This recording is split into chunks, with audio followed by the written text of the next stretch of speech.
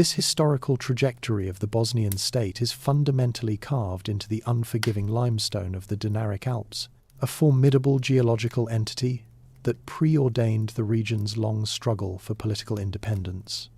This vast mountain chain, running parallel to the Adriatic coastline, presents a continuous barrier that perpetually defined the internal and external character of the land. Its dominant feature is the karst plateau, an extensive formation of soluble carbonate rock, which dictates a rugged topography of fissures, caves, and dolins. This geology severely limited the availability of expansive, contiguous arable land, forcing early populations to cluster in narrow, disconnected pockets of fertility. Consequently, the social organization that emerged was characterized by highly localized, resilient communities, often separated by immense natural obstacles that hindered communication and centralized authority. This inherent fragmentation created a demographic pattern of dispersal that made the area militarily difficult to conquer, but equally challenging for its own rulers to unify. The isolation provided by the Dinarides was enhanced by the deep-cut river network, which served primarily as internal arteries of cohesion, but also as significant barriers against external aggression. The Verbas, the Drina, and the eponymous Bosna River created a series of parallel valleys, defining the historic Žup or counties, the foundational administrative units of the future Banate.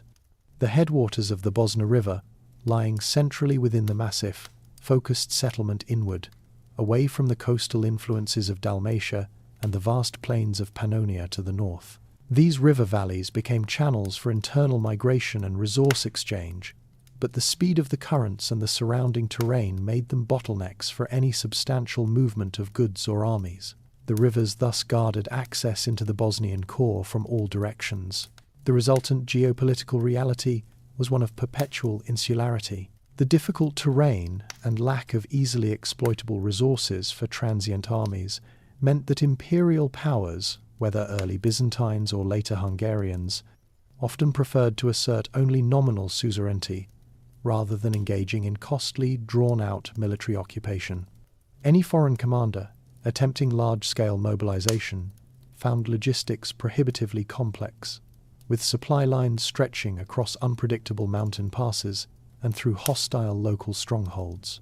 This constant friction generated a distinctly martial culture among the indigenous population, highly adept at mountain warfare and defense of fortified isolated settlements. Just a quick announcement: if you enjoy this video so far, please subscribe to our channel, as it motivates us to bring you a new story every evening. This is the only kind request tonight, and we won't bother you with it anymore until the very end of today's story. Let's get back to the video. The inaccessibility was not merely a passive defense, it actively fostered a political independence, allowing a native ruling class to slowly coalesce. This ruling class capitalized on the mountain fastness to develop an administration that, while frequently acknowledging external claims, always maintained practical autonomy from both the Hungarian crown and the Serbian principalities that bordered its valleys. The geological structure of the Dinarides was, therefore, the first and most enduring political architect of the medieval Bosnian state. The eventual territory of the Bosnian Banate was constructed upon a profound layer of preceding civilizations, the most fundamental being the fiercely autonomous Illyrian tribes. These Iron Age communities, particularly the Dalmatii and Bruci, were defined by a fragmented political structure and an economy centered on pasturage. Their primary legacy lay in the widespread existence of gradine, strategically situated hill forts that dotted the landscape, providing entrenched defensive positions, which later Slavic and medieval rulers would systematically reuse and expand. The resistance offered by these peoples to Roman expansion was not incidental. It culminated in the major conflict known as the Bellum Battonianum, or Baton's Revolt, lasting from 6 to 9 AD. This brutal 4-year struggle required Rome to deploy 15 legions and demonstrate the extreme cost required to subjugate the Pannonian and Dalmatian hinterland. Following the conquest, the region was formally incorporated into the imperial administration. primarily through the provinces of Dalmatia and later Pannonia Inferior. This act introduced the first formal, large-scale infrastructure designed for political and military cohesion. Crucial military roads, such as the major route connecting the strategic port of Salona on the Adriatic coast with the vast Danubian centre of Sirmium, were engineered across the difficult terrain. These arteries facilitated Romanization, establishing new urban centres and military camps that served as administrative hubs.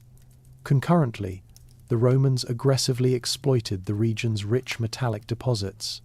Mining operations for silver, gold, and lead were established in areas like Damavia near Srebrenica and other parts of Usora. This extraction industry created a deep-seated tradition of metallurgy and a localized economy based on specialized resource production that would profoundly influence the wealth of the later medieval ruling class. Christianity penetrated the region along these established Roman pathways, spreading primarily through trade routes and military settlements during the late imperial period, long before the arrival of the Slavs. Early bishoprics, centered in large coastal or Danubian cities, began to extend their institutional influence into the interior valleys. This initial unified Christian presence laid the groundwork for future ecclesiastical structures, predating the Great Schism that would later divide the region between Catholic and Orthodox spheres. The strength of this Roman legacy, however, proved fragile in the face of the late imperial crisis. While cities and infrastructure eventually collapsed under demographic and military pressures, the memory of Roman governance, the established pathways of trade, and pockets of fragmented, Latin-speaking populations, the ancestors of the Vlachs, endured. These fractured remnants of classical antiquity formed a tenacious substratum into which the next wave of peoples would settle. The socio-political fabric established during Roman rule was systematically dismantled by the tumultuous arrival of the South Slavic tribes, an event concentrated predominantly between the late 6th and 7th centuries. This demographic shift represented a profound rupture with the classical past, characterized by the breakdown of centralized authority and the abandonment of the Roman urban framework. The migration was not a single, coordinated military invasion, but a protracted, multi-wave settlement process that saw Slavic groups, notably the Serbs and Croats, pushing into the Balkan Peninsula and eventually penetrating the difficult interior regions of the Dinaric hinterland. The administrative collapse was total.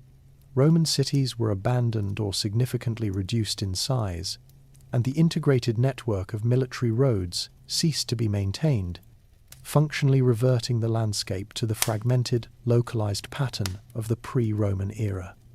The economic reliance on large-scale mining operations and organized agriculture similarly dissolved, replaced by a subsistence economy centered on pastoralism and basic forestry practices more compatible with the nomadic habits of the newcomers. A critical result of this process was the complex ethno-cultural fusion that occurred within the newly occupied lands.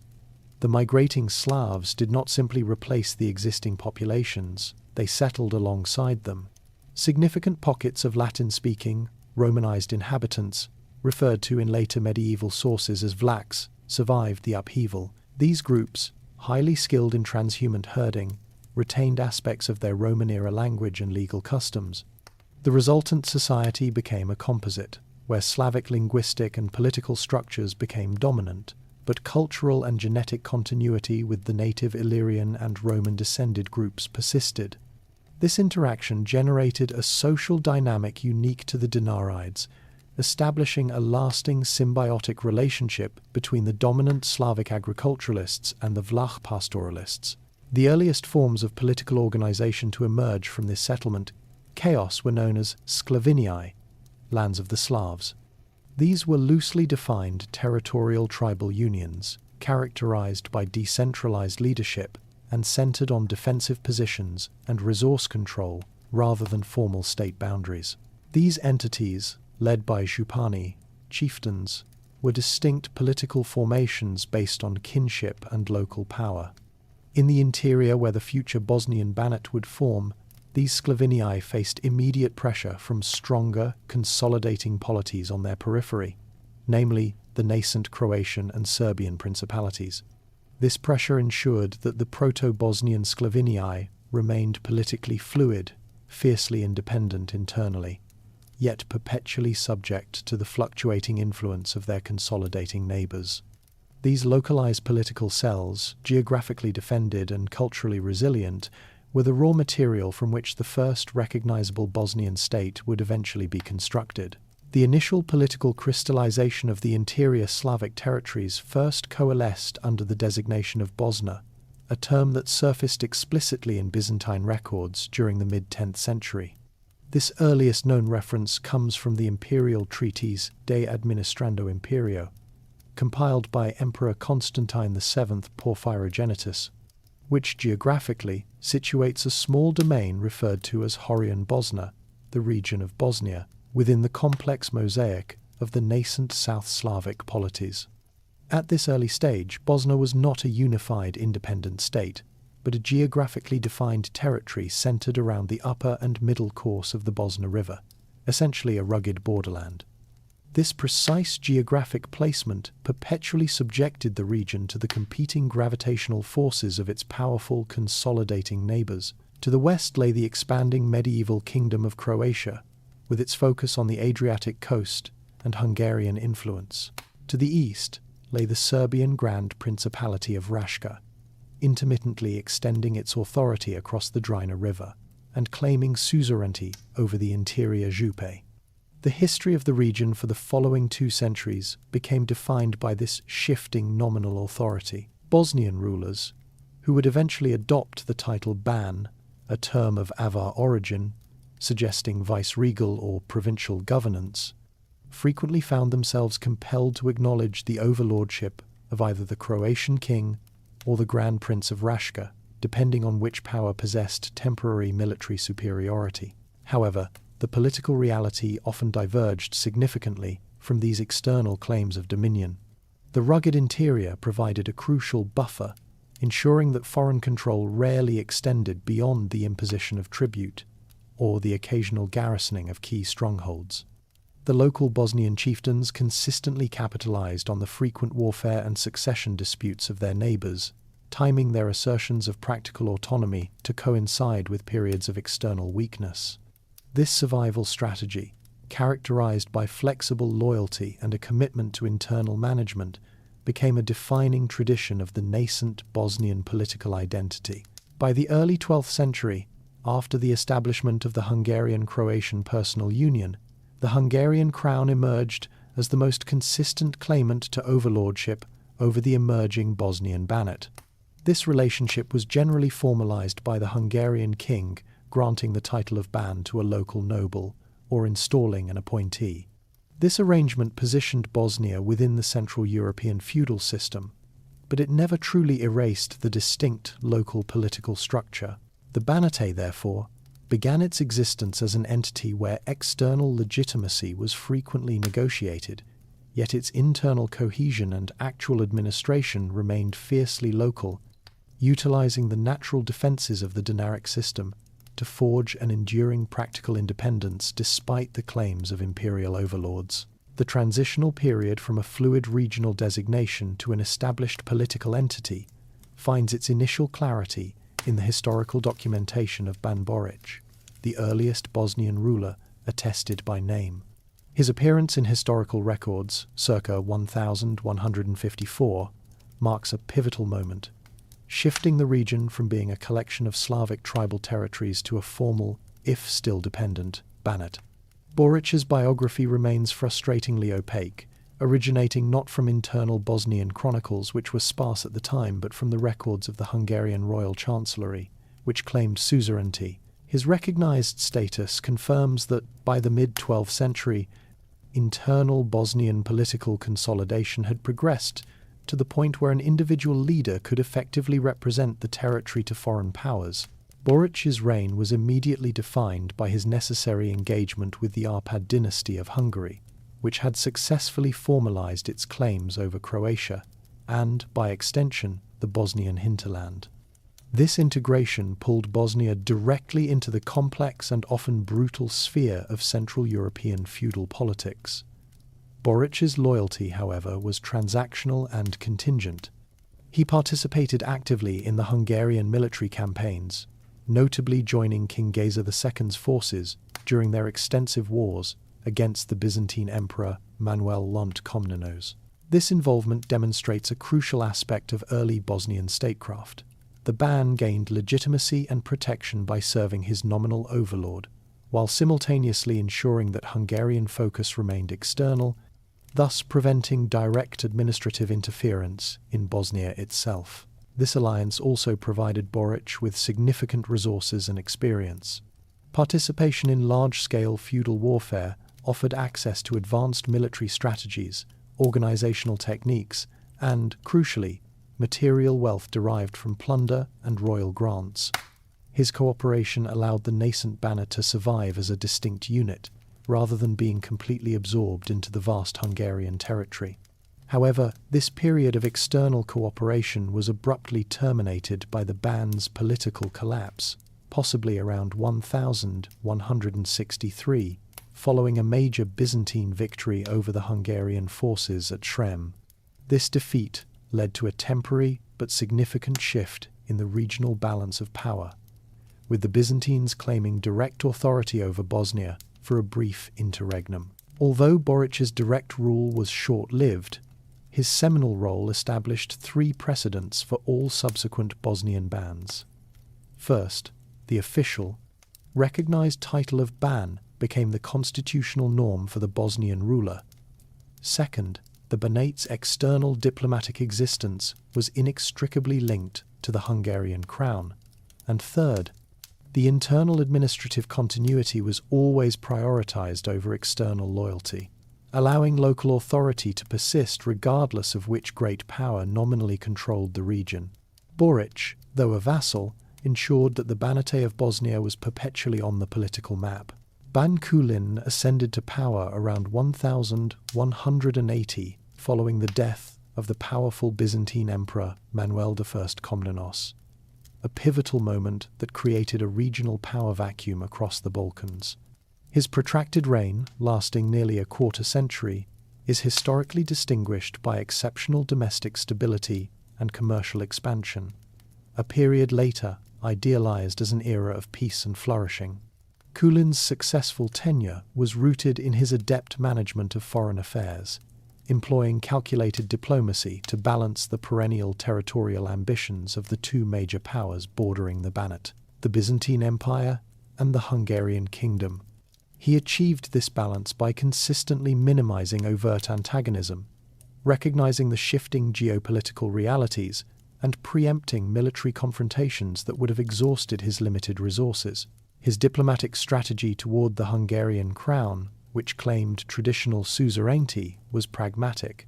Kulin maintained ceremonial fealty and tribute payments when necessary, thereby satisfying the Arpad monarchs sufficiently to prevent the costly deployment of large-scale military expeditions into the Bosnian interior. This avoidance of full-scale conflict allowed him to concentrate authority locally and focus on domestic development, effectively assuring the Banate's operational sovereignty despite its vassal status.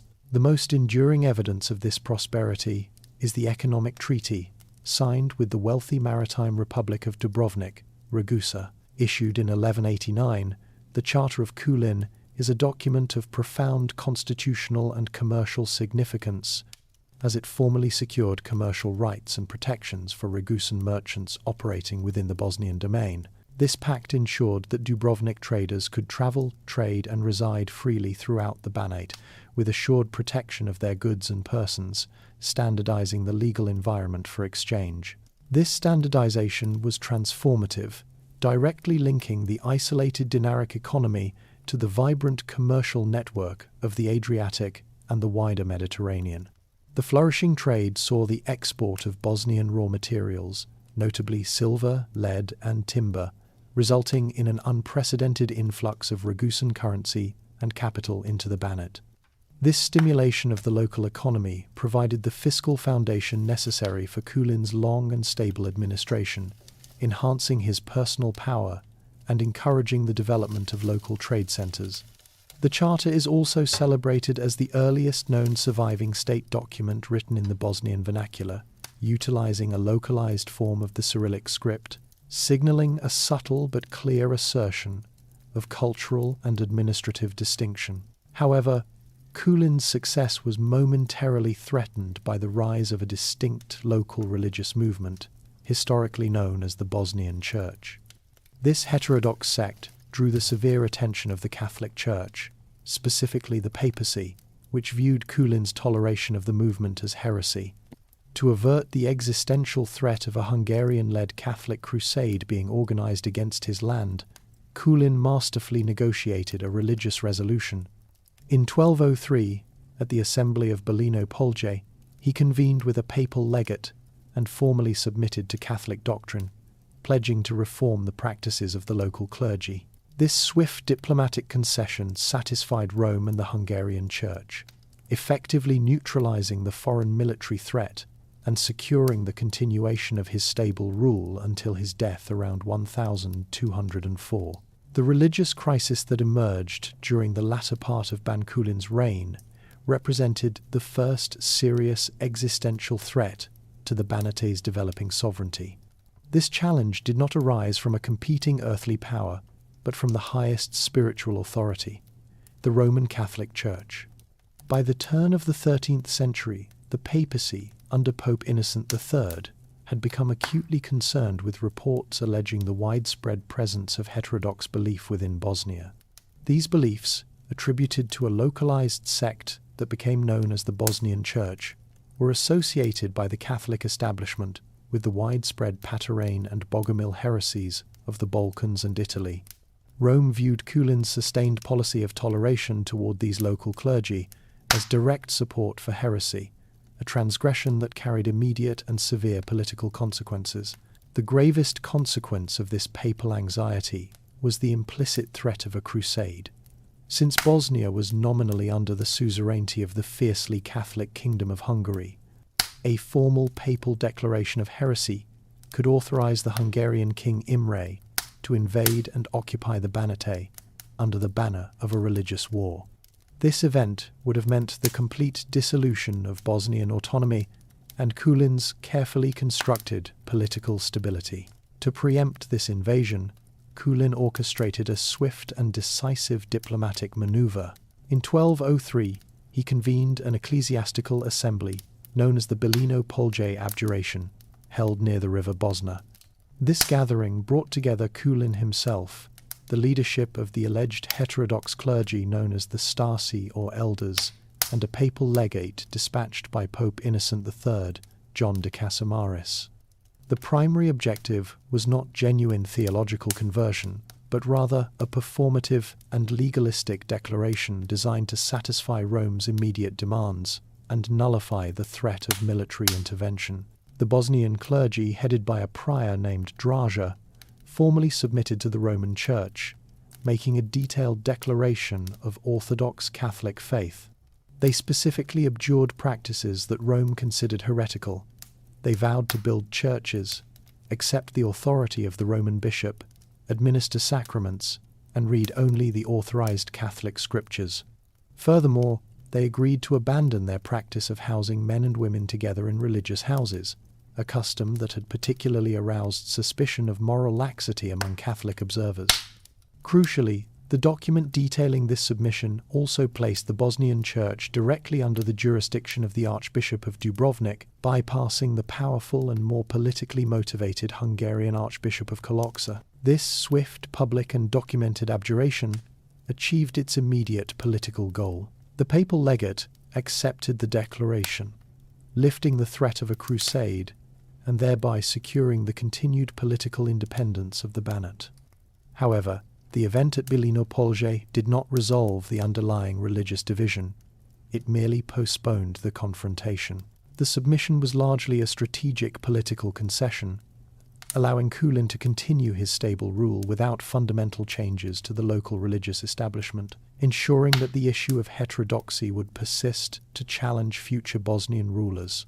The brief period of stability achieved by Ban Kulin with the Belino-Polje abjuration dissolved quickly after his death, inaugurating decades of persistent, escalating conflict driven by religious differences. The compromise struck in 1203 proved to be a political facade that failed to satisfy the fundamental demands of the Roman Curia or curb the ambitions of the Hungarian kingdom. Rome correctly suspected that the local clergy, despite their sworn declaration, had not truly abandoned their heterodox practices and continued to operate with substantial local support.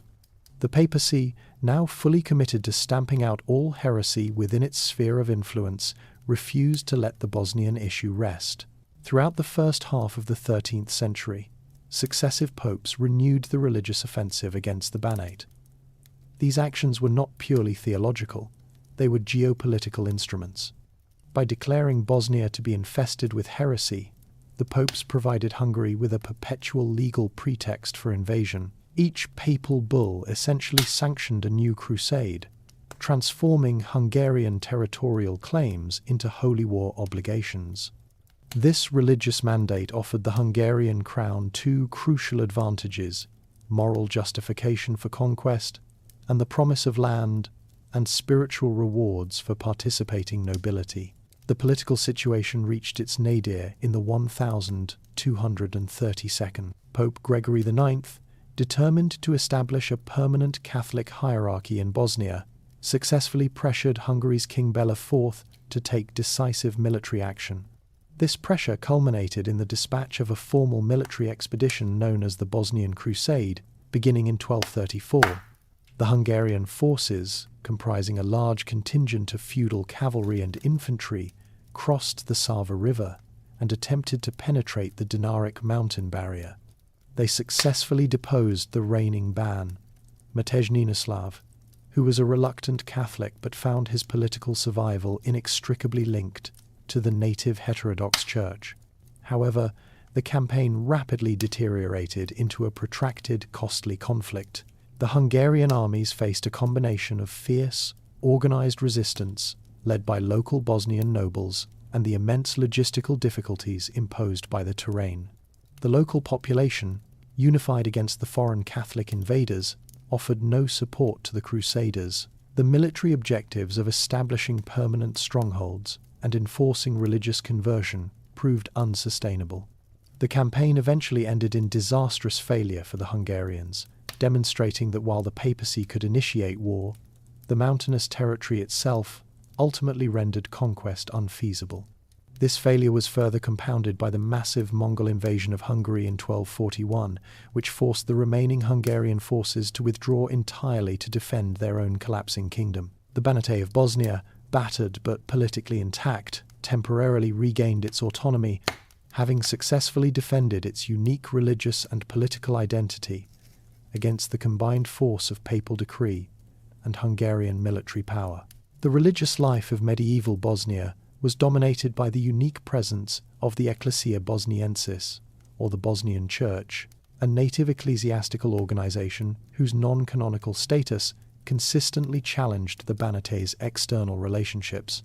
This institution was politically independent, having no direct structural ties to either the Catholic hierarchy of Rome or the Orthodox hierarchy of Constantinople or Serbia.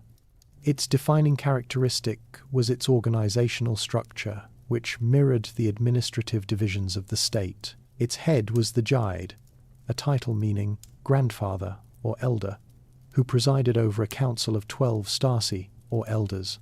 These leaders and their clergy, known as Christiani, Christians, or Dobri Ljudi, good men, often served as local scribes, diplomats, and educators, integrating them deeply into the political and social fabric of the Bosnian nobility. The precise nature of the Bosnian Church's theological doctrine has been a subject of intense historical debate for centuries. Contemporary Catholic sources, particularly those stemming from Hungarian and papal circles, consistently denounced the Bosnian Church as a hotbed of Bogomilism. Bogomilism was a form of dualism that asserted the world was created by an evil power, standing in radical opposition to the good, spiritual God. These external accusations, frequently used to justify crusades and intervention, portrayed the Bosnian Church as a heretical sect whose beliefs endangered Christendom. However, A careful examination of the surviving Bosnian Church records and funeral monuments, known as stećci, suggests a different conclusion. The Bosnian Church did exhibit several distinct practices that rendered it non-orthodox in the eyes of Rome. These included using the vernacular language in liturgy rather than Latin, adhering to a localized Slavic liturgical tradition, and appointing clergy without consulting Rome. Furthermore, its leadership structure was decentralized and monastic in character, lacking the territorial dioceses and elaborate hierarchy of the Catholic Church. Their theology was likely marked by a strong sense of apostolic poverty and scriptural literalism. Crucially, modern historians largely agree that there is insufficient indigenous evidence to conclusively prove that the Cristiani were genuine dualists or a direct offshoot of Bogomilism. The historical narrative of Bogomilism in Bosnia appears to have been exaggerated and weaponized by political and ecclesiastical rivals, primarily Hungary and the papacy, to provide the necessary casus belli for military and political subordination. The Bosnian Church, in its operational reality, was more likely an isolated, schismatic branch of the Orthodox tradition that became culturally autonomous and non-compliant with external authorities. This non-compliance, interpreted as deep heresy by its political enemies, was what made the Church a perennial source of political friction and a central symbol of Bosnian sovereignty. The state's political independence became inextricably linked to its defense of this unique ecclesiastical establishment. The members of the Bosnian Church, known as the Cristiani or Christians, occupied a unique and privileged position within the social and political stratification of the medieval Banate and later Kingdom of Bosnia. Unlike the established Catholic and Orthodox churches, the Cristiani were not a population-wide religion. Instead, they were concentrated primarily among the indigenous Bosnian nobility, known as the Vlastel, key aristocratic families whose power rested on control of land and military resources within the challenging Dinaric terrain, openly identified with the native church. This affiliation created an ecclesiastical body whose survival was directly tied to the political fortunes and territorial sovereignty of the Bosnian state. This deep integration meant the Cristiani clergy were functional components of the political administration. The Diade and the Stasi were not confined to purely spiritual duties. They often acted as scribes and witnesses to official state documents, including charters issued by the bands and later kings. Their presence on these charters legally validated agreements and land grants, demonstrating their temporal authority and confirming their high status alongside the secular nobility.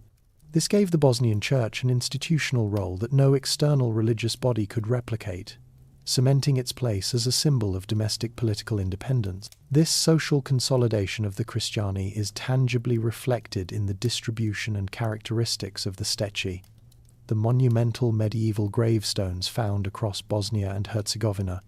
These stone slabs, chests, and sarcophagi, numbering in the tens of thousands, represent an unparalleled cultural phenomenon in the region. While they served as burial markers for individuals of various faiths, Catholic, Orthodox, and Cristiani, the most elaborate and densely clustered examples are frequently found in areas historically associated with the dominant Bosnian nobility, the very class that supported the native church. The iconography on the stećci is highly distinctive and secular, focusing overwhelmingly on motifs of warrior culture, hunting scenes, and ritual dances, reflecting the life and status of the Vlastel. There is a notable absence of standard Christian iconography, such as the crucifixion or images of the saints, common in contemporary European grave art. Instead, they feature unique symbols like the stylized human figure with an oversized hand, the crescent moon, and the sun disk. This visual language, sparse, powerful, and deeply rooted in local tradition, has led historians to draw connections between the art and the anti-hierarchical, localist, and scriptural focus of the Bosnian Church. The stećci therefore serve as both physical markers of the powerful social class that formed the bedrock of the Banate's authority, and as archaeological evidence for a distinctive cultural identity that transcended, or at least minimized, the formal religious divisions imposed by external powers. The monuments stand as the most enduring silent testament to the Christiani's unique spiritual and temporal place in Bosnian society. The recurring papal calls for crusades against Bosnia, though often resulting in military failure, forced the Roman Curia to recognize that direct military imposition of Catholic orthodoxy was economically and logistically unsustainable. This realization prompted a strategic shift toward a long-term systematic program of conversion and ecclesiastical reorganization, marking the formal beginning of the Franciscan mission in the Banate. The Franciscan mendicant order, known for its mobility, piety, and dedication to missionary work, was deemed the most suitable instrument for this counter-Reformation effort.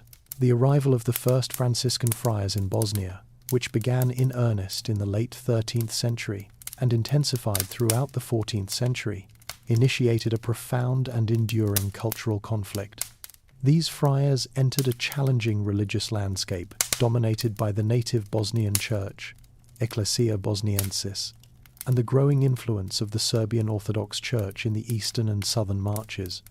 The Catholic presence, which had historically been limited to a few urban centres and the settlements of Dalmatian merchants, was now expanded into the Dinaric hinterland by these dedicated missionaries.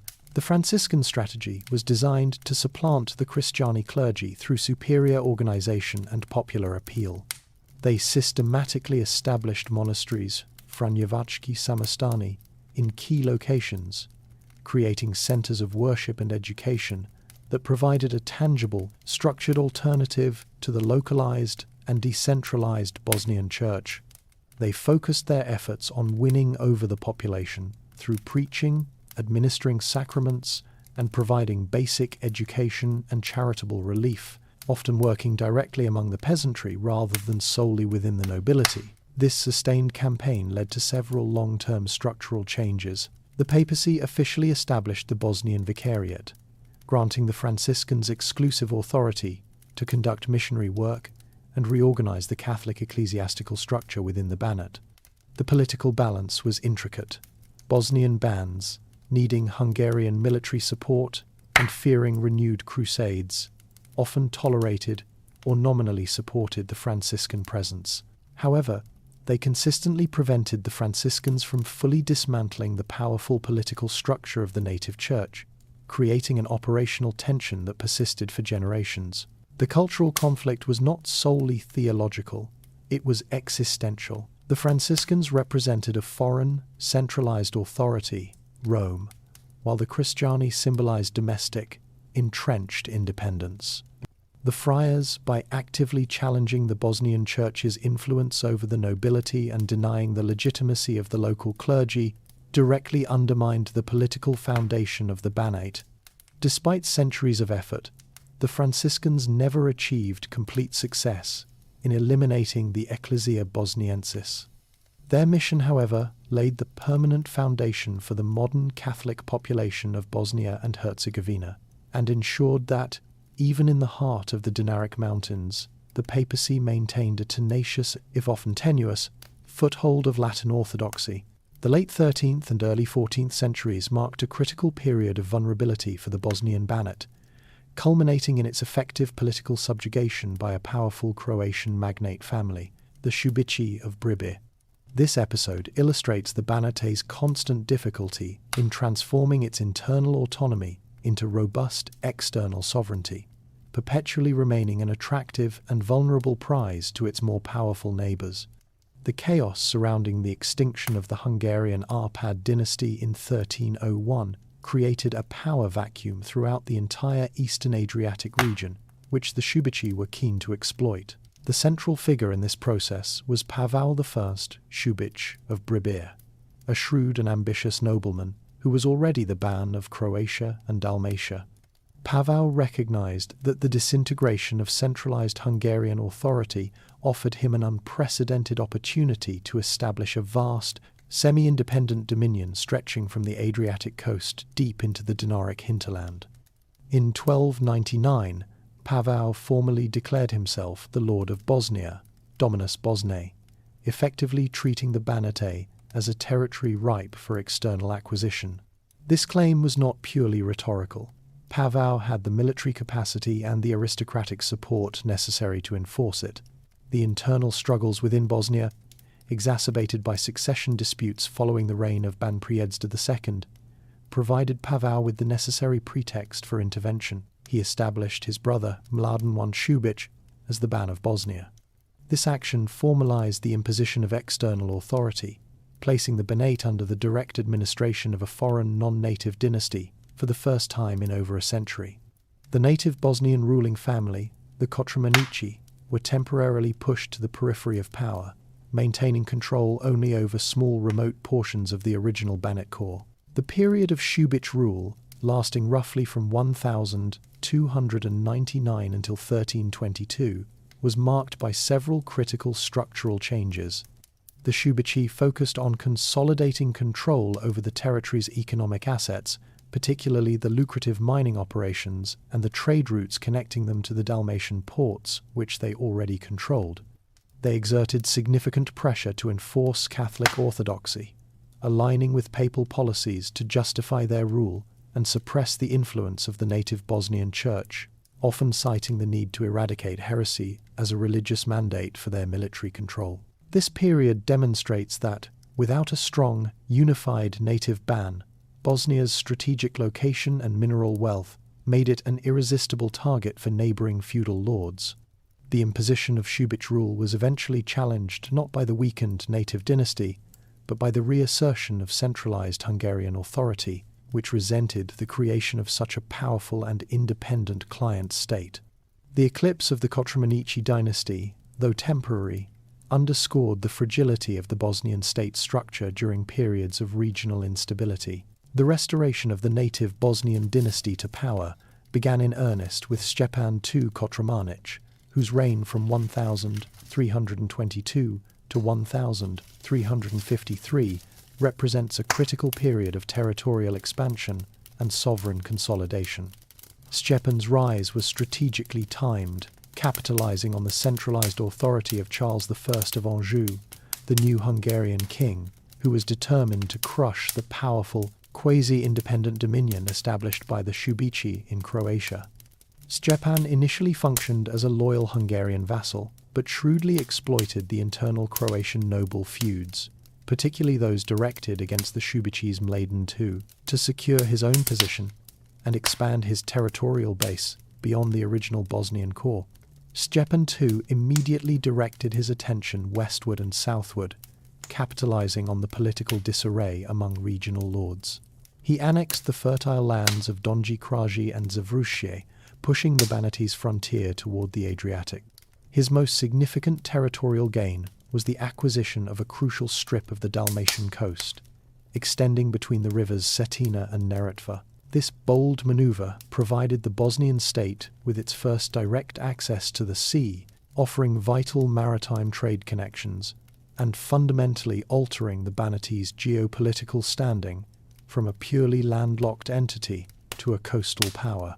Simultaneously, Stjepan turned eastward to confront the ambitions of the Serbian Nemanjić dynasty, which had been weakened after the Battle of Velbujde in 1330. He successfully incorporated the vast region of Zahumje, a fertile territory corresponding to much of modern-day Herzegovina, after defeating local Serbian and Hungarian claimants. The annexation of not only solidified the southern boundaries of the Banate, but also brought under Bosnian control a significant number of Orthodox inhabitants, further complicating the Banate's internal religious mosaic. To the north, he consolidated his hold over the strategically important regions of Usora and Soli, which encompassed the lucrative salt-producing areas around modern Tuzla. Control over these natural resource assets was crucial, providing stable state revenue essential for financing his military and diplomatic endeavors. Economically, Stjepan II cultivated strong commercial ties with the established Dalmatian maritime republics.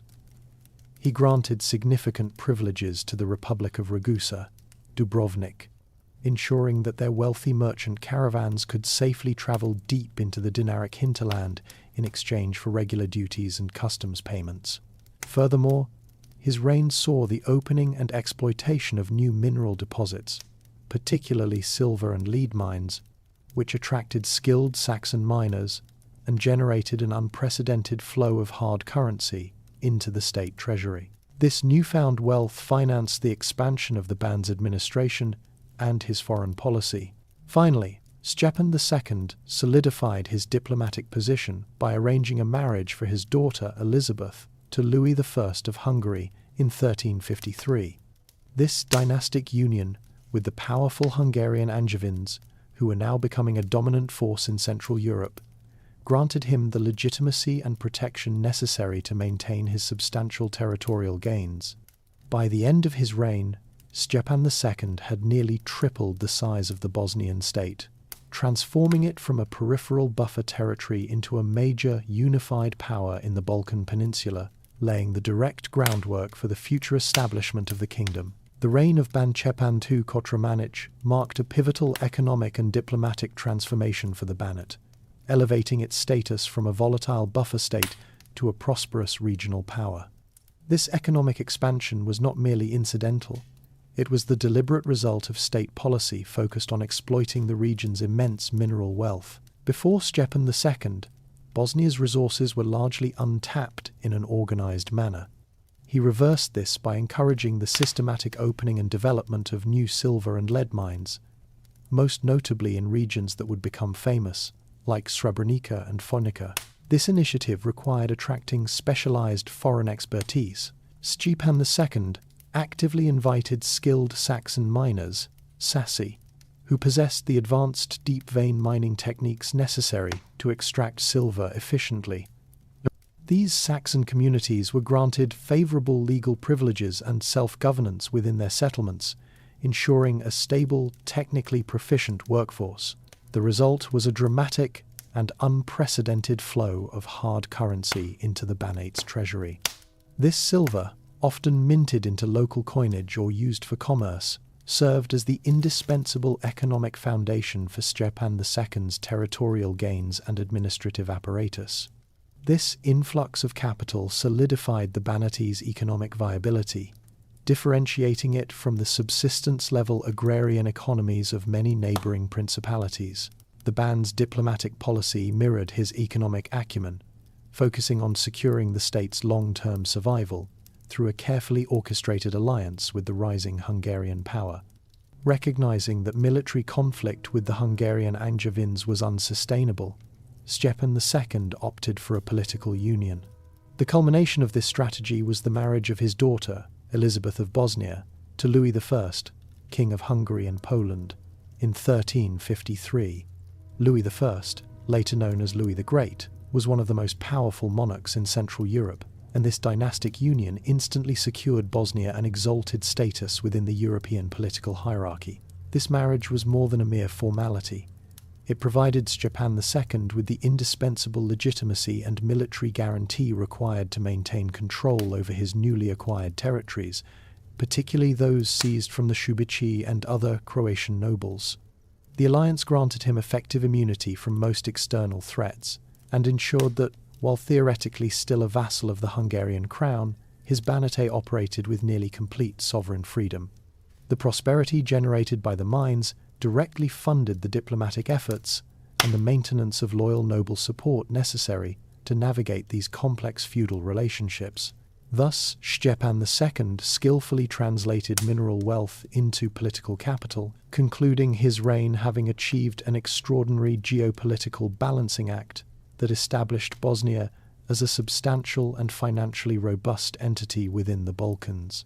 The ascent of Tvrtko I Kotromanić to the position of Ban in 1353, at approximately 15 years of age, inaugurated one of the most consequential reigns in Bosnian history, yet it began with profound turbulence. The transition of power following the death of his powerful predecessor and uncle, Stjepan II, immediately revealed the Banate's structural vulnerability to external pressure and internal noble dissent. Tvrtko was quickly plunged into a high-stakes conflict with the immensely powerful King Louis I of Hungary, his former brother-in-law, whose claims to suzerainty over Bosnia were vigorously asserted. Louis I utilized a dynastic argument combined with a religious mandate. He demanded that Tvrtko acknowledge full Hungarian sovereignty and, crucially, end the independent status of the Ecclesia Bosniensis, forcing him to embrace Catholic orthodoxy. Tvrtko's initial refusal to comply fully with these demands led to swift military repercussions. Hungarian campaigns in the early 1362s were directed against the northern regions of the Banate, specifically Usora and Soli, territories critical for their salt and mineral revenues.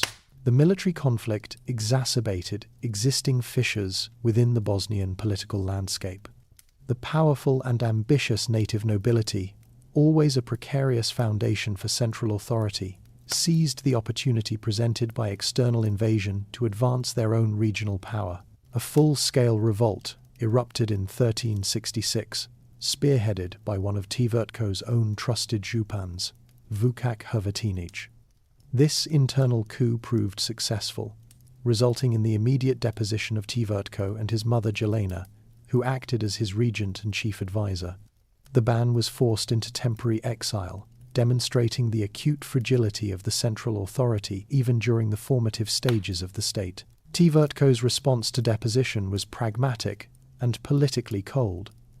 Stripped of his domain, he was compelled to seek aid from his chief adversary.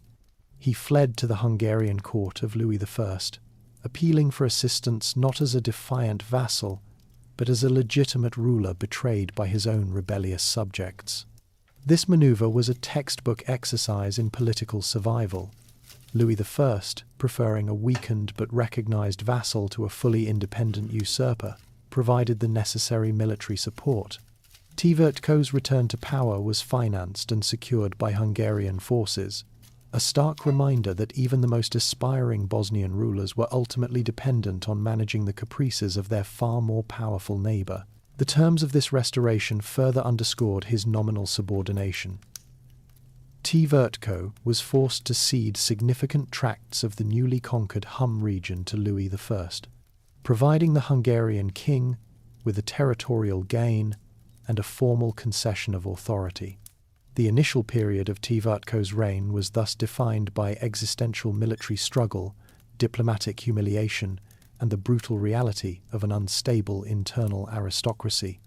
Yet, this early adversity provided him with the invaluable political education and cunning required to survive the complex pressures of Balkan power politics, lessons he would later use to consolidate his authority and transform the Banate into a kingdom. The pivotal phase of Tvrtko's reign was characterized by a decisive pivot in strategic focus, shifting from the defensive maneuvering against Hungarian influence to an aggressive and calculated expansion eastward. This directional change was necessitated by the dissolution of the expansive Serbian Empire, which, following the death of Tsar Dušan, fragmented into numerous regional lordships, presenting a significant power vacuum. Tvrtko systematically exploited the geopolitical instability inherent in this post-imperial landscape, aiming to consolidate control over territories that were either weakly governed or ripe for annexation. Tvrtko's initial military and diplomatic successes targeted the western and central Serbian principalities, particularly those along the Adriatic coast and within the historic region of Zahumlje, Hum. His campaigns were highly organized, utilizing the now consolidated Bosnian military apparatus to secure key urban centers and strategic access points. By the 1372s, he had successfully integrated substantial portions of the former Serbian lands into the Banate's domain. Crucially, this expansion secured the profitable Adriatic trade access routes, vital for exporting Bosnian silver and extending his fiscal base. The most profound element of this eastward campaign was not merely the territorial acquisition, but the ideological justification employed. Tvrtko sought to legitimize his new acquisitions by laying claim to the heritage of the recently defunct Nemanjić dynasty, the ancient royal house of Serbia. This claim was rigorously genealogical. Tvrtko's grandmother, Jelisaveta, had been a daughter of the Serbian king Dragutin Nemanjić. This lineage, distant but legitimate, provided the necessary legal pretext to position himself not as a mere conqueror of Serbian lands, but as a rightful successor to the Nemanjić throne. This claim transcended simple legalism. It was a profound political act, aimed at unifying the Serbian political and cultural identity under the Bosnian crown. By advancing this claim, Tvrtko positioned himself as the sole unifying sovereign capable of restoring the glory of the Serbian state, directly challenging the various fragmented lords who now governed the remnants of the empire. This strategic assertion culminated in his coronation in 1377. The event was meticulously orchestrated to reflect this dual heritage. Tvrtko assumed the double title King of Serbia and Bosnia, signaling his intention to rule both the historic Bosnian core and the newly acquired Serbian territories, leveraging the deep reverence for the Nemanjić legacy to secure the loyalty of the newly incorporated population. This coronation, marking the Banate's definitive elevation to a kingdom, represented the ultimate assertion of sovereignty following the turbulent decades of Hungarian vassalage. Tvrtko successfully neutralized the geopolitical pressures from the north by looking east, consolidating territories, and, most importantly, acquiring the symbolic legitimacy of a venerable royal lineage. This strategic shift fundamentally transformed the scale, ambition, and identity of the Bosnian state, establishing it as a preeminent kingdom in the late medieval Balkans. The year 1377 marks the political zenith of Tvrtko's efforts, formalizing the transformation of the Banate into an internationally recognized kingdom through the ceremonial act of his coronation. This act was not merely cosmetic, it was a profound assertion of sovereignty that redefined the constitutional status of the state and the nature of the Kotromanić dynasty. The choice of the ritual location itself has generated significant scholarly debate, highlighting the competing political narratives Tvrtko sought to embrace. One primary theory places the ceremony at the Mileševa monastery, a site of immense spiritual importance due to its function as the burial place of Saint Sava, the founder of the Serbian Orthodox Church. Crowning himself here would have cemented his claim to the Nemanjić inheritance, providing an essential sacral legitimacy necessary to secure the loyalty of his newly acquired Orthodox populations. Conversely, strong historical arguments suggest the coronation occurred at the Franciscan Church of St. Nicholas in Mile near Visoko, which functioned as a central necropolis and official gathering site for the Bosnian rulers. Regardless of the precise location, the paramount political function of the ceremony was to ritually establish the Kotromanić family as a legitimate royal house. The title Tvrtko assumed was the most deliberate ideological statement of his reign, King of Serbs and Bosnia. This nomenclature was carefully constructed to articulate a dual, merged political mandate. By referencing the Serbs, he directly challenged the residual authority of the fragmented lordships in the east, positioning himself as the sole unifying sovereign capable of restoring the dignity of the ancient kingdom. Simultaneously, by explicitly naming Bosnia, he preserved the unique native political tradition of his paternal line, demonstrating continuity of rule over the original Dinaric core. The extended title often included Hum, the coast, and western lands, cataloguing his recent territorial gains and underscoring the vast new geopolitical scale of his realm, which stretched from the Adriatic to the Lim River. This act of self-crowning was politically necessary because it superseded the vassal status previously held under the Hungarian crown. While the Hungarian King Louis I still maintained suzerainty claims, the assumption of the royal title provided Tvrtko with a legal and moral authority that was distinctly domestic, strengthening his hand in future diplomatic encounters. Furthermore, the coronation was formalized through the Stanak, the Bosnian Royal Council, whose participation provided an essential layer of internal legitimization from the powerful native nobility, securing their ascent to the dynastic elevation. This strategic merger of political, genealogical, and sacral authority definitively established the Kingdom of Bosnia as a leading power in the late medieval Balkans, concluding the era of the Banate and signaling an unprecedented level of political ambition. The reign of King Tvrtko I marked the period when the nascent Bosnian kingdom projected substantial military and economic power beyond its historical Dinaric boundaries. This apex of martial influence was necessary to secure the territorial gains established during his expansion into the fragmented Serbian lands.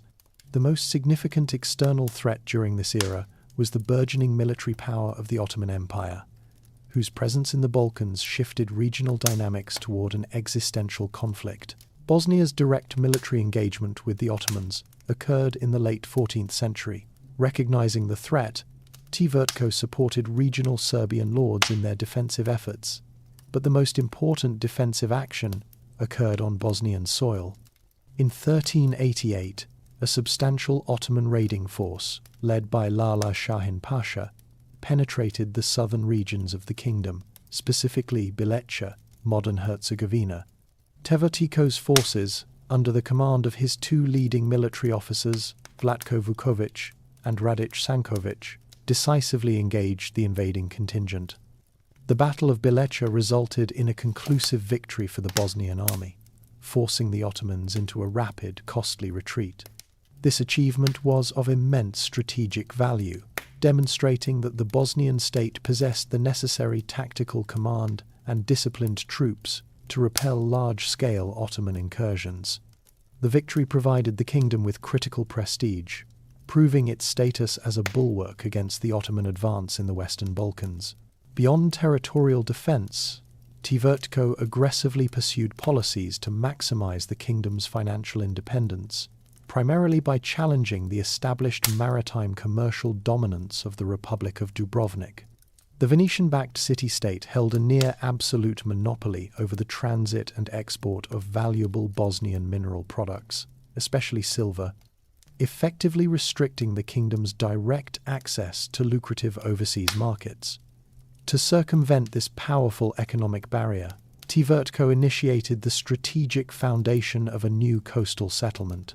In 1382, Tvrtko established a coastal town at the mouth of the Boka Kotorska, which he named Novi, meaning new, known today as Herceg Novi. This move was a direct geopolitical challenge to Dubrovnik. Novi was designed explicitly as a salt store and export center, intended to allow the kingdom to trade its goods, salt, silver, and wood directly with international partners, bypassing the often onerous tariffs and transit restrictions imposed by Dubrovnik. Although Dubrovnik deployed its considerable diplomatic and financial resources to undermine Novi, often manipulating trade flows and pressuring merchants, the town's establishment successfully introduced competition and secured Bosnia a crucial foothold on the Adriatic.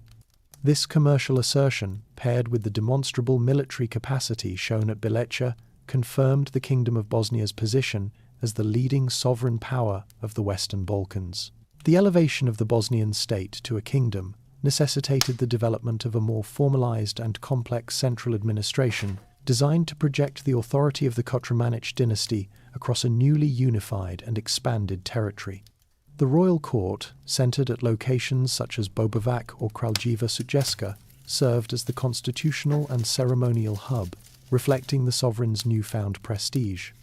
This court was distinguished by the adoption of elevated titles and rituals, drawing inspiration from both Hungarian and Serbian models. The king, having asserted his dual claim, maintained the supreme political and military command. However, this centralized authority relied fundamentally on a nascent, evolving bureaucracy that was required to manage the kingdom's burgeoning wealth and vast domains. The administration included specialized functionaries essential for governance. The Stećci managed the royal estates and finances, overseeing the collection of revenues from the lucrative mines and tolls. The Protovestijar, a title often held by merchants from Dubrovnik or Kotor, played a crucial role in managing the kingdom's financial transactions and minting of coinage, particularly silver. Furthermore, the presence of the Guide of the Bosnian Church and key Catholic prelates ensured that religious institutions were integrated into the political machinery, complicating the king's secular duties with spiritual oversight. All these officials participated in the Stanak, the influential royal council that served as the primary advisory body and legislative assembly for the realm. The Stanak was indispensable. No major decision, including succession and declarations of war, was considered legitimate without the formal consent of the magnates present.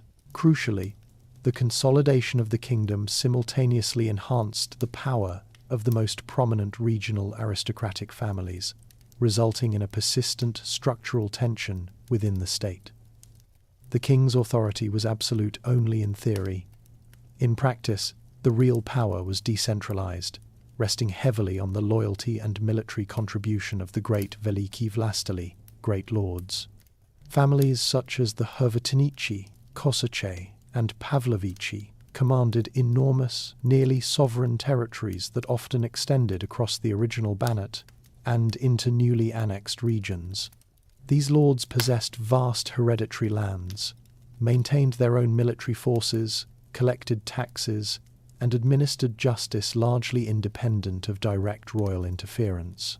The titles they adopted reflected this increasing autonomy, often mirroring the king's own expansionist claims. The Lord of Hum might stylize himself as a Herceg, Duke, or even a Gospodar, Master, of a specific region, titles that implicitly asserted a level of self-rule. The constant political dynamic within the kingdom was the king's struggle to manage, rather than dominate, these magnates. Rulers were perpetually engaged in a delicate balance, rewarding the aristocracy with lands and privileges to secure their military support against external threats, while simultaneously maneuvering to prevent any one family from becoming so powerful as to usurp the throne itself. This inherent structural weakness, a unified kingdom built upon a foundation of entrenched, semi-independent feudal principalities, would prove to be the most significant destabilizing factor in the later years of the Kotromanić dynasty. The reign of King Tvrtko I Kotromanić stands as the definitive zenith of medieval Bosnian statehood, characterized by a fusion of geopolitical strategy, military innovation, and economic expansion that momentarily established Bosnia as the most powerful indigenous state in the Western Balkans. His success derived from a methodical, multi-pronged approach that secured the kingdom's borders and elevated its prestige to an imperial level. Tvrtko systematically pursued a policy of territorial maximum, integrating the mountainous Bosnian core with the fertile plains of the annexed Serbian lands, and achieving vital outlets on the Adriatic littoral. This successful linkage of inland mineral wealth to maritime trade routes created an independent economic circuit, bypassing dependence on powerful external trading republics. Tvrtko's military power provided the essential underpinning for this expansion. Having successfully stabilized his rule following early domestic crises, he transitioned to decisive foreign campaigns. His tactical victories secured vast territories, but his greatest martial achievement was demonstrating the kingdom's viability against the rising Ottoman threat. The Battle of Bileća served as a concrete assertion of defensive capability, signaling to both allies and rivals that Bosnia possessed the necessary military discipline and leadership to repel large-scale invasions. This hard-won military respect allowed him greater flexibility in diplomatic affairs, confirming his status as an indispensable partner for the Hungarian crown in defending Central European interests. The most sophisticated dimension of his reign was his geopolitical navigation. Tvrtko operated within a volatile triangle of power, constantly balancing the territorial ambitions of Hungary and the destructive potential of the Ottoman Empire, while asserting his independence from the fragmented Serbian principalities. He treated his relationships with these powers not as vassalage, but as calculated alliances, offering military service to Hungary or material support to Balkan neighbours only when it strategically benefited the Bosnian crown. This precise equilibrium allowed the kingdom to maximize its gains without incurring the full punitive force of any single great power. The establishment of direct, controlled coastal access at Novi was an economic manifestation of this geopolitical confidence, directly challenging established Venetian and Ragusan commercial hegemonies. Culturally and politically, Tvrtko solidified his rule by synthesizing the diverse historical claims inherent to his expanded realm. By adopting the dual title of King of Serbs and Bosnia, he successfully merged the prestige of the ancient Nemanjić legacy with the emerging identity of the Bosnian state. This act was more than ceremonial. It provided a legitimate, expansive foundation for the loyalty of his newly incorporated Eastern Orthodox subjects, while maintaining the loyalty of the native Christiani and Catholic populations. He utilized the rich silver and gold from mines like Srebrenica to mint new coinage and fund elaborate construction, fostering a sophisticated court culture that attracted skilled craftsmen and diplomats. The wealth and institutional sophistication achieved under Tvrtko represented the singular moment where Bosnia could claim, through practical military strength, economic prosperity, and political sovereignty, to be a leading power in the Balkans, a delicate balance that would not survive his death. The sudden demise of King Tvrtko I in 1391 created an immediate and profound political fissure, plunging the burgeoning Bosnian kingdom into a volatile succession crisis. The authority that Tvrtko had meticulously centralized was largely personal, and without his formidable charisma and strategic intellect, the delicate balance of the feudal system instantly fractured. The great feudal magnates, who had been held in check by the strong monarch, immediately asserted their latent regional power, viewing the royal throne as an instrument to further their own territorial and economic interests. This shift resulted in a rapid sequence of weak rulers who were effectively selected and controlled by the powerful noble houses. The first successor, Stephen Dobisha, who was either Tvrtko's half-brother or a close relative, inherited a crown that immediately felt the pressure of Hungarian aggression. Dobisha's reign was characterized by continuous military failure and diplomatic surrender. He faced the full might of King Sigismund of Hungary, who was determined to reclaim the Dalmatian territories and ports that Tvrtko had seized. In 1394, Dobisha was compelled to renounce all territorial gains made by his predecessor, effectively shrinking the state back toward its dinaric core. This public humiliation and concession to foreign authority was a clear signal of royal impotence to the native nobility. Following Dobisha's death, the Bosnian Stanak, or Assembly of Magnates, took the unprecedented step of electing his widow, Jelena Gruber, as the ruling queen in 1395. The choice of a female monarch who lacked an independent power base and a claim through direct paternal succession confirmed the magnate's preference for a figurehead ruler. Her 3-year tenure was entirely predicated on maintaining the precarious consensus among the powerful noble houses, notably the Pavlovich, Hrvatinić, and Kosacha families. These families increasingly acted as independent sovereigns within their vast domains, issuing their own charters and conducting foreign policy with the republics of Ragusa and Venice.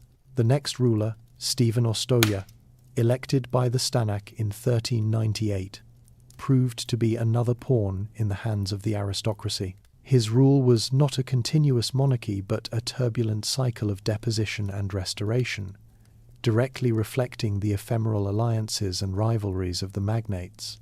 Ostoja was manipulated by those who elevated him, and his attempts to challenge the feudal lords led directly to his deposition in 1404. The assembly subsequently elected Tvrtko II, an illegitimate son of Tvrtko I, only to see Ostoja restored later when the political winds shifted. This period established a damaging precedent. The Bosnian king was merely an elevated nobleman whose political survival depended on the temporary favour of his powerful dukes, permanently debilitating the central authority necessary for unified state defence. The vacuum left by Tvrtko I's death was not filled by his successors, but seized by the territorial lords, resulting in a radical decentralization of political power. The Banate, which had been elevated to a kingdom, became a confederation of powerful feudal entities, each operating with near-sovereign authority within its domain. The most dominant of these were the Hrvatinić and the Kosacha families, whose collective influence and vast holdings rendered the Kotromanić monarchy secondary. The Hrvatinić family, holding the title of Dukes of Split was often used by the Hungarian king to entice Bosnian nobles, and masters of Donji Kraji were led by Hrvoje Vukčić Hrvatinić. Hrvoje became the paramount political and military force in the western regions, extending his control deep into Dalmatia and Croatia. His power was derived from immense tracts of land that encompassed significant population centres and strategic castles. Crucially, Hrvoje successfully created an independent foreign policy, leveraging his military might to establish treaties and engage in direct diplomatic correspondence with the republics of Venice and Florence, often countermanding the official policy of the Bosnian king. His military power was based on an extensive network of loyal lesser nobles and knights who recognized Hrvoje as their immediate overlord, bypassing the distant royal court entirely.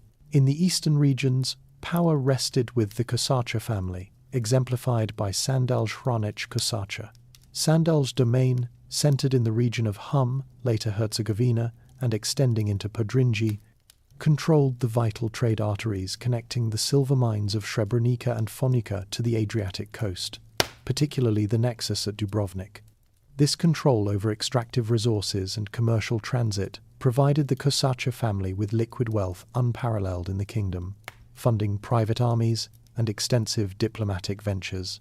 Sandalj acted as the ultimate arbiter in royal succession disputes, repeatedly installing and removing kings, like Ostoja, based purely on which monarch best served Kosacha territorial goals. The emergence of these families, alongside the Pavlovich lineage in the eastern valleys, created a tripartite system of governance, where the king's jurisdiction was largely confined to a narrow central core. The titles of these lords reflected their acquired sovereignty. Hrvoje held the title of Ban and Duke, while Sandalj eventually bore the title of Duke of Street Sava. This system formalized the erosion of central authority. Instead of receiving their power from the crown, the magnates dictated who wore it. This entrenched feudal autonomy meant that when the external threat of the Ottoman Empire intensified, the Kingdom of Bosnia could never mobilize its resources efficiently or present a unified defensive front, ensuring that political disunion remained a fatal, permanent feature of the Bosnian state. The decentralization of power following King Tvrtko's death rapidly escalated into open internal conflict, transforming the Kingdom of Bosnia into a stage for debilitating civil wars.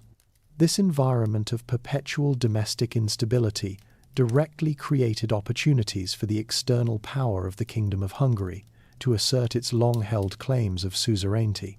The central figure leveraging this chaos was King Sigismund of Luxembourg, the powerful Hungarian monarch and Holy Roman Emperor. Sigismund justified his constant military interventions by citing his dynastic ties to the Kotromanić family through his marriage to Mary of Hungary, daughter of Elizabeth of Bosnia, thereby legitimizing his claim over the vassal state. The post-Tvrtko rulers, such as King Stephen Ostoja and King Stephen Dobisha, lacked the military authority and diplomatic acuity to manage their own magnates, leading them to oscillate between defiance of and submission to Sigismund. Whenever a Bosnian king aligned himself too closely with the major feudal families, the Hrvotinić or Kosacha, Sigismund would intervene militarily on behalf of a rival claimant or assert direct harsh rule. Conversely, if a king submitted to Hungary, he instantly alienated the powerful local lords who valued their autonomy above all. This cycle of internal rebellion met with external suppression, ensured a constant state of warfare. A profound demonstration of Hungarian dominance occurred during the Battle of Dobor in 1408. Following a protracted conflict with the rebellious King Ostoja and his chief supporter, Hrvoje Vukšić Hrvotinić, Sigismund's forces decisively crushed the opposition. The subsequent action was a brutal assertion of authority. Roughly 170 Bosnian nobles were captured at the Dobor fortress and executed publicly. This act was not merely a military victory, it was a clear political statement designed to terrorize the Bosnian aristocracy into permanent submission. Despite this terror, the Hungarian presence rarely translated into direct, permanent governance.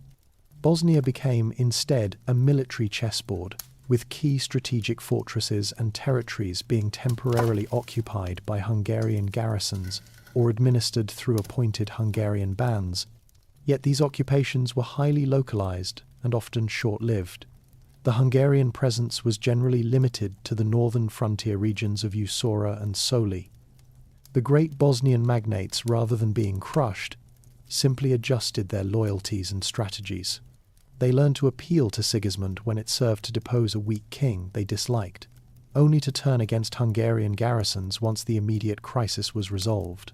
This tactical manipulation by the local nobility prevented any enduring Hungarian annexation, but simultaneously guaranteed that the kingdom could never allocate its full military potential to address the rising threat on its eastern flank, the Ottoman Turks. The legacy of Sigismund's interference was the institutionalization of civil war, perpetually keeping the Kingdom of Bosnia politically exhausted and militarily fragmented. The fundamental geopolitical weakness of the Bosnian kingdom lay in its limited access to the Adriatic coast, a constraint that was relentlessly exploited by the Venetian Republic. Venice, already a dominant maritime power, pursued a strategic and economic imperative to control the eastern Adriatic littoral, recognizing its critical role in Mediterranean trade routes. While Bosnian bands and kings, notably Tvrtko I, had briefly secured coastal footholds in Dalmatia and the mouth of the Neretva River, these gains proved fleeting against the systematic and superior naval capabilities of the Serenissima. The period immediately following Tvrtko's death marked the definitive shift in this coastal balance of power.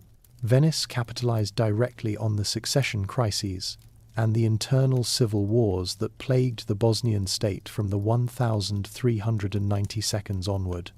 As Bosnian kings and magnates like Hrvoje Vukčić Hrvatinić struggled for survival against Hungarian intervention, they often found themselves forced to cede or mortgage their few coastal possessions in exchange for ready cash or naval assistance.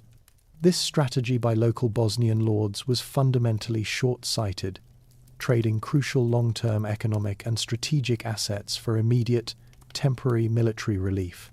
The War of Chioggia, 1378–1381, briefly interrupted Venice's expansion, but by the beginning of the 15th century, the Republic renewed its focus on the eastern coast with exceptional vigor.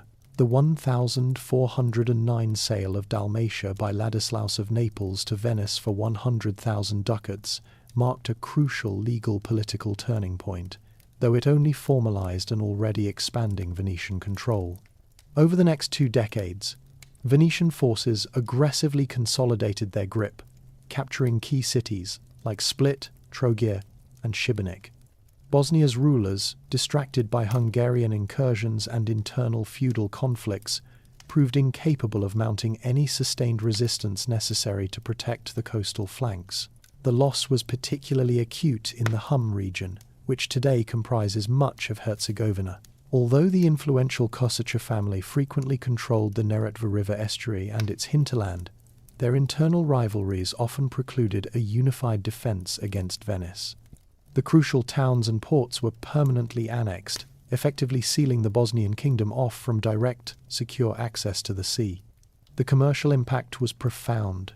It confined Bosnia to relying almost entirely on the overland trade routes managed by the Republic of Dubrovnik, Ragusa, which operated strictly under Venetian consent and regulatory oversight. This situation ensured that while Bosnian mines produced silver and gold, the flow of goods and taxation revenue was controlled by foreign maritime interests, permanently limiting the kingdom's economic autonomy and making its trade dependent on a fragile diplomatic relationship with a stronger coastal power. The ascension of Stephen Tvrtko II Kotromanić to the throne for his second, substantive reign in 1421 marked a conscious effort by Bosnian political forces to end the prolonged anarchy that had defined the preceding decades. He first seized the crown from Stephen Ostoja in 1404, but was subsequently forced into exile by Hungarian military intervention.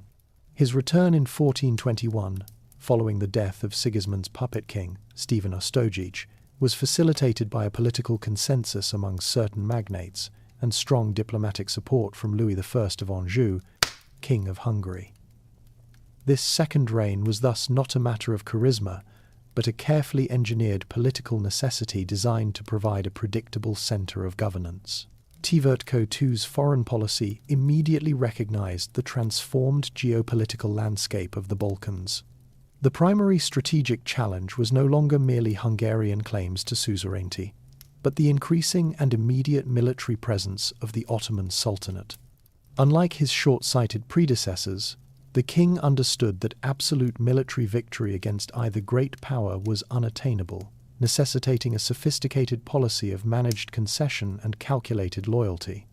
He initiated the dual strategy of diplomatic duality, a formal acknowledgement of Ottoman power through the commencement of a yearly tribute, while simultaneously reaffirming his military alliance with the Hungarian crown. This balancing act was pivotal. The payment of tribute provided the necessary détente, ensuring that major Ottoman Akunci raids did not destroy the core economic zones of Bosnia, especially the silver mines. Concurrently, the Hungarian alliance, often involving the presence of Hungarian garrisons in key northern fortresses, offered a credible deterrent against full-scale Ottoman annexation. This equilibrium, precarious though it was, granted the kingdom a vital two-decade period of relative internal peace. This stability allowed for a significant restoration of royal authority that had been critically eroded by the powerful feudal families. While the great lords, particularly Sandal Srebrenica Kosacha and Tvrtko's former foe, Hrvoje Vukčić Hrvatinić, remained dominant on their sprawling estates, the king successfully employed the royal chancery to re-establish the legal and fiscal mechanisms of the state. Documents issued during this era reflect a renewed formality and consistent use of the royal seal, asserting the monarch as the indispensable source of legitimate political power.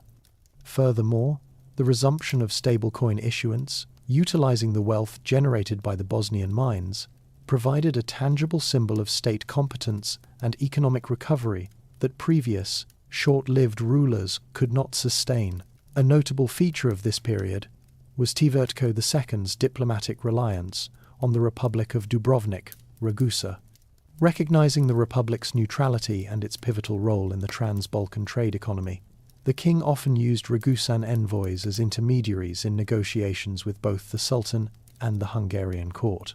The security provided by Tvrtko's balanced rule fostered the continued operation and prosperity of the Vlachs and Saxon miners, ensuring that the wealth from Srebrenica and other mining centers flowed consistently into the royal treasury and the coffer of the nobility. Through pragmatic management of existential threats and a focus on essential state functions, Tvrtko II effectively repaired the fractured crown, leaving the kingdom in a position of restored, albeit fragile, dignity at the time of his death. The death of Stephen Tvrtko II in 1443 removed the diplomatic anchor that had provided the Kingdom of Bosnia with its fragile period of stability, immediately opening the door for the definitive assertion of power by the last great feudal magnate. Stjepan Vukčić Kosacha.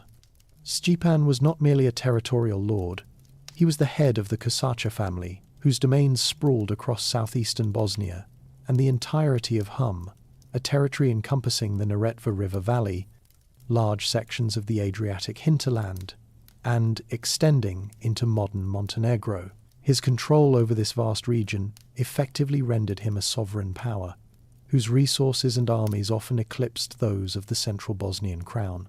Stjepan's ambition was not limited to controlling the king. His goal was to formalize his independent status and secure his inheritance against both the Bosnian monarchy and his perennial rival, the Republic of Dubrovnik.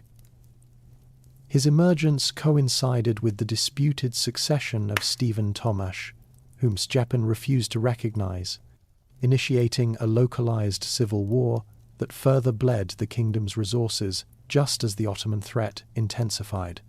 During this conflict, the Ottoman Sultan Mehmed II often supported Stjepan as a counterweight to the Hungarian-backed Bosnian king, utilizing the magnate's rebellion to destabilize the region from within. The ultimate assertion of Stjepan's independence occurred in 1448, when he adopted the title Herceg, Duke, a claim that was both symbolic and politically declarative. He styled himself as Herceg of Street, Sava, claiming the spiritual and cultural legacy of the revered Serbian archbishop and monastic founder, whose remains lay in the territory under Kosačar control. By taking a title of foreign origin, Herceg derives from the German Herzog. He explicitly rejected the established hierarchy of the Bosnian kingdom, where the only higher native authority was the king.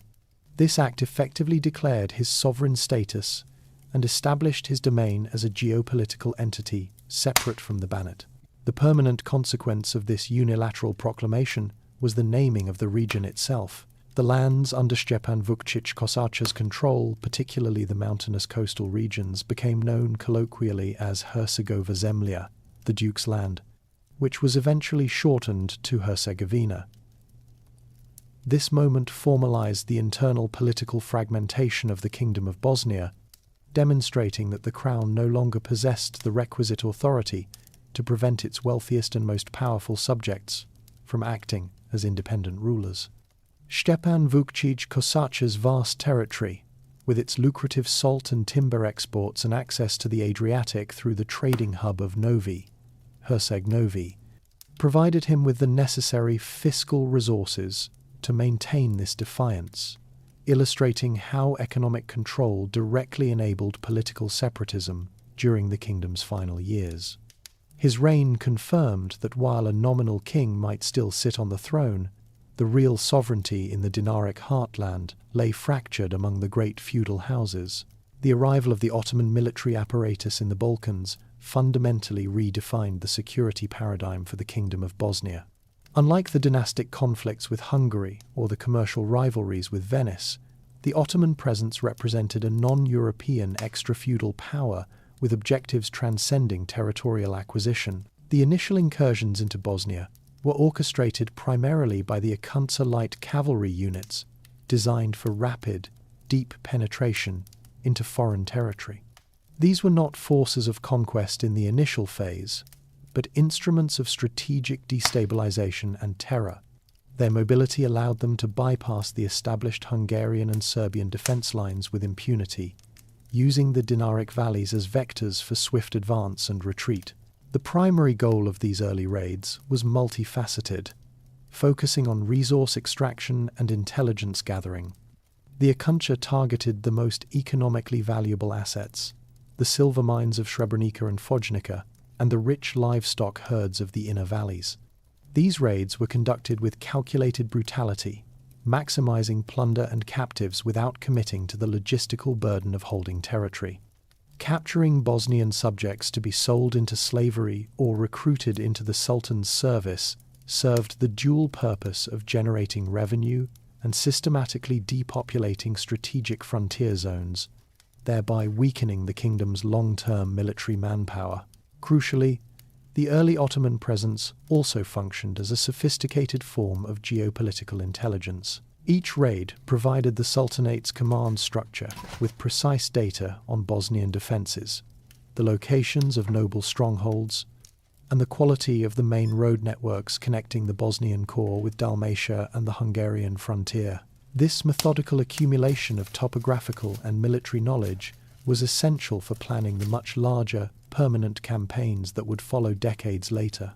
The Ottomans were essentially mapping the Dinaric fortress, turning the same isolated geography that had protected Bosnia for centuries into a detailed blueprint for its eventual subjugation. Furthermore, these devastating incursions were expertly employed as leverage in Ottoman diplomatic negotiations. The magnates who governed the frontier regions, the Kosačar, in particular, often found it politically expedient to negotiate separate truces or to agree to pay tribute in exchange for exemption from raids. This practice achieved one of the Sultanate's most valuable strategic aims, the internal division of the Bosnian ruling class. By dealing individually with powerful lords, the Ottomans exacerbated the existing feudal rivalries, ensuring that the Bosnian kingdom could never present a unified front against them. This method of perpetual destabilization, enforced by the terror of the Akunca, ensured that the state was perpetually exhausted and incapable of dedicating its resources to essential long-term projects, like unifying its disparate noble faction. The effect was to gradually shift Bosnia from a regional power to a fragile tributary state. The reign of Stjepan Tomasz, beginning with his assumption of the crown after the death of Tvrtko II, was defined by a critical pivot in Bosnian foreign policy, a desperate and ultimately futile attempt to secure Western Christian intervention against the advancing Ottoman threat. Unlike his predecessors, Tomasz inherited a kingdom where external Ottoman raids were evolving into sustained political and military pressure, demanding a definitive and expensive strategic response. His primary diplomatic strategy centered on securing military and financial aid directly from the papacy and major European powers. This campaign required him to offer concessions that fundamentally altered the religious and political landscape of the state. Tomasz recognized that the native Bosnian Church, with its ambiguous status and perceived heterodoxy, was the single greatest impediment to forging a strong alliance with Catholic Europe. Consequently, his defining political religious act was the dramatic and official conversion to Roman Catholicism. This was not merely a symbolic shift, it was a strategic submission to the papacy intended to unlock the vast financial and spiritual resources of the West. Rome, perpetually anxious about the heresy in the Dinarides, now viewed Tomasz as a legitimate defender of the faith and a potential bulwark against the expansion of Islam. To solidify this new alliance, Tomasz embarked upon a concerted and, at times, brutal internal policy to suppress the Ecclesia Bosniensis. He actively encouraged the missionary work of the Franciscans, who were tasked with establishing Catholic orthodoxy throughout the Banate. Crucially, in the mid-1442s, and with greater severity later in his reign, Tomasz initiated the formal expulsion and persecution of the Christiani, the members of the Bosnian Church. Thousands were forced to convert, while many fled, seeking refuge in the territories of powerful anti-Catholic nobles, most notably his rival, Stjepan Vukčić Kosačar. This aggressive ecclesiastical policy, while successful in winning papal favour and securing a few short-term military grants, simultaneously alienated a significant portion of the native Bosnian nobility and population, weakening the kingdom's internal unity at the worst possible moment. Diplomatically, Tomasz directed embassies across the continent. His emissaries visited the courts of the Holy Roman Empire, the Duchy of Burgundy, and even the Kingdom of Aragon, pleading for participation in a pan-European crusade. The responses were consistently disappointing. While European leaders voiced rhetorical support for a defense against the Turks, their commitments remained nominal, constrained by their own political struggles and financial limitations. The papacy, under Pius II, offered spiritual endorsements and limited financial subsidies, but no substantial military contingent arrived. The king's domestic policy also reflected his desperation. He struggled to maintain control over the great magnates, who used the Ottoman threat and the resulting foreign interference as leverage to increase their own autonomy. Tomasz was compelled to wage intermittent, costly civil wars against these powerful lords, further depleting the national treasury that he was simultaneously begging the West to replenish. His strategic foreign policy, centered on a religious and diplomatic pivot to the West, ultimately failed because it relied upon a unified, enthusiastic European response that never materialized, while irrevocably sacrificing the long-standing internal stability derived from religious toleration. The accession of Stjepan Tomašević in 1461 marked the beginning of the final desperate chapter for the Bosnian kingdom. Unlike his father, Stjepan Tomasz, who had inherited a state under pressure, Tomašević assumed control of a polity already fractured by decades of civil strife, noble autonomy, and relentless Ottoman destabilization. His reign was immediately characterized by an impossible geopolitical calculus involving the Sultan, the Pope, and the Hungarian king. His first strategic move was an immediate and definitive pivot back to the papacy, attempting to capitalize on his father's religious alignment. Tomašević quickly initiated aggressive diplomatic efforts, dispatching emissaries to the newly elevated Pope Pius II. This push was successful in securing a nominal crown from Rome, which was delivered and ceremonially placed on his head in the town of Jarj in late 1461. This act, while achieving a critical symbolic validation of his Catholic kingship and demonstrating his alignment with the West, simultaneously proved a catastrophic political miscalculation regarding his eastern neighbour. The Ottoman Sultan Mehmed II, who had recently conquered Constantinople, viewed this coronation as a direct, aggressive challenge to his own claim of suzerainty over the Balkans. The initial Ottoman-Bosnian relationship under Tomašević was defined by the payment of a massive annual tribute, a necessity established by previous Bosnian rulers to purchase temporary peace. Mehmed II, acknowledging the strategic value of keeping Bosnia as a functioning buffer state while he consolidated other conquests, initially tolerated Tomašević's rule under this costly arrangement. However, the king's decision to accept a papal crown convinced the Sultan that Bosnia could not be trusted to remain a compliant, paying client state. In 1462, Stjepan Tomašević made his fatal strategic gamble. He utilized the meager papal subsidies he had received to unilaterally cease tribute payments to the Sultan. This action, an open declaration of defiance, was coupled with a renewed, urgent appeal to Hungary's King Matthias Corvinus and Pope Pius II for military intervention. Tomašević believed that a concerted European military response would materialize, seeing his act as the necessary catalyst to launch a full-scale crusade. This reliance on European solidarity was historically unfounded, given the consistent failure of previous Bosnian appeals. Sultan Mehmed II responded swiftly and decisively to this cessation of payment and the king's defiance. In the spring of 1463, the Sultan launched a massive coordinated invasion force, led by his most experienced commanders, aiming not for plunder but for total and permanent subjugation. The Ottoman advance was characterized by its unprecedented speed and logistical efficiency, traversing the difficult Dinaric terrain in a manner previous foreign armies had failed to achieve. Key royal fortresses, including Bogomilism and the king's new seat at Jajce, fell in rapid succession, often through capitulation rather than prolonged siege, a stark reflection of the Bosnian feudal system's inability to organize a unified, effective defense. The magnates, often prioritizing the defense of their own isolated domains or negotiating separate truces, failed to rally to the crown. Stjepan Tomašević, having fled north to the fortress of Cluj, was quickly besieged and captured. His final act of surrender, made under the promise of personal safety, proved worthless. Under the express orders of Sultan Mehmed II, who cited the king's defiance and violation of the tribute agreement, Stjepan Tomašević was executed in Jajce, bringing the Kotromanić dynasty and the independent Kingdom of Bosnia to an abrupt end in June 1463. The final military operation against the Bosnian kingdom in the spring of 1463 was initiated with speed and overwhelming force by Sultan Mehmed II.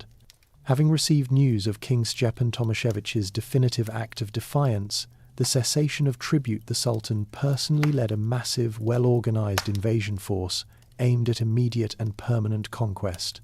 This campaign demonstrated the logistical superiority of the centralized Ottoman state compared to the fragmented Bosnian feudal system. The primary strategic objective was the rapid decapitation of the kingdom's leadership and the securing of its principal defenses. The initial target of the Ottoman advance was Bogomilism, the most significant royal fortress and the traditional seat of the Kotromanić dynasty. Situated on a rugged, isolated peak, Bogomilism was considered virtually impregnable and had served as the repository for the Bosnian crown jewels and the state treasury.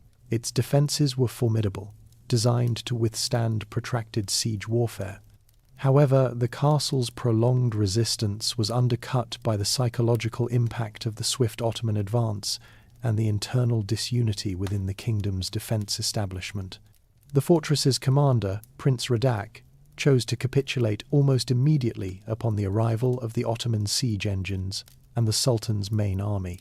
This unexpected and rapid surrender, after only a few days of nominal siege, was a profound blow to the morale of the remaining Bosnian strongholds and secured the Ottoman command critical strategic assets without a costly engagement. With Bogomilism secured, the core of the Ottoman army pressed north, following the flight of King Tomašević, who sought refuge in the northwestern fortress of Klučec. The rapid fall of the capital exposed the critical failure of the Bosnian feudal lords, magnates, to mobilize a coordinated defense. Many lords, prioritizing the defense of their individual estates, had retreated to their private fortresses or, worse, attempted to negotiate separate truces with the advancing Ottoman commanders. This lack of centralized resistance, a perennial weakness of the Bosnian state, ensured the swift collapse of the remaining royal territory. King Tomašević, trapped in Kluč, faced an inescapable siege. Ottoman commanders offered the king terms of surrender, guaranteeing his life and safe conduct, conditional on the surrender of the fortress. In a desperate attempt to secure his personal safety, the king agreed, believing that his survival was essential to the continuation of the dynasty, even in exile. This final act of surrender proved tragically flawed. Upon taking the king captive, Sultan Mehmed II promptly violated the terms of the agreement. The king was transferred to the Ottoman camp near Đađ, under the Sultan's direct orders, and likely upon the legal counsel of a high-ranking cleric who argued that a promise made to a belligerent ruler to end conflict was not binding. Stjepan Tomašević was summarily executed. The precise location of the execution remains debated, though the most accepted account places it outside Haše, a town that would soon become the focal point of a brief Hungarian counteroffensive. The execution of the last sovereign in June 1463 was a chilling, definitive act, signalling to both local populations and foreign powers that the era of the independent medieval Bosnian state had irrevocably ended.